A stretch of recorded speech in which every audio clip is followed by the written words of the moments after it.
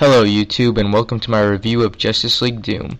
Now, this movie was, well, the comic series of this movie, the Tower of Babel, was written by Mark Waid, and the movie was directed by Dwayne McDuffie before he passed away.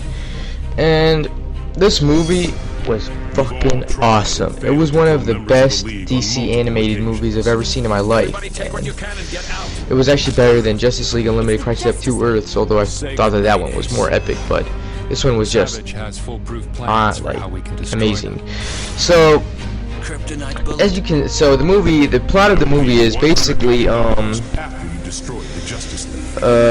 Batman created these plans to mobilize or take down the Justice League in case they ever went rogue or if they ever were under some type of mind control. And doing so, you see Mirror Master, he goes in to the Batcave and he hacks into the Bat computer with some type of LexCorp device. I have no idea what the fuck it is, but he hacks into it and and then he takes all the plans that Batman has for taking down his teammates in case they ever went to the wrong side. And then when Mirror Master goes back to Vandal Savage, he gives him the plans, and Vandal Savage, he brings Malefak, Metallo, Star Sapphire, Bane, and Cheetah on board, since they all have a personal vendetta against the members of the Justice League, and he brings them on board because he's the one that's running all this shit, and he brings them on board because he wants the Justice League out of commission or dead, so he can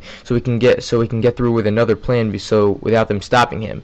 And yeah, he does that. And I'm just gonna tell you guys how Malefak got to Martian Manhunter. So this is what happened. John was at a bar, and he's just sitting there with his friends, but then Malefak, well, she shapeshifted into a girl. Well, he shapeshifted into a girl, and then after that he basically tricked him into drinking this poison, and then she lit him up with his later, and you'll find out what happens in the movie, but he was pretty badly, he was in pain, I guess. And the voice acting in this movie is amazing. They have Kevin Conroy as Batman. As you all know, he's the best Batman voice actor to most people. Tim Daly, Susan Eisenberg, Nathan Fillion, Carl Lumbly, Michael Rosenbaum, and Bumper Robinson. Now, another thing that I wanted to point out about the movie is that it's like I felt like it was a sequel to Justice League Unlimited Crisis on Two Earths, because if you tell, the animation is the same, the opening of the movies are kind of the same as well.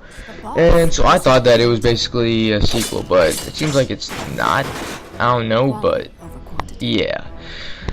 But so yeah, and in the movie they also added in Cyborg, and I was actually pleased with that, since he was in a part of the real Tower of Babel. It's good that they put some creativity into their own ideas as well.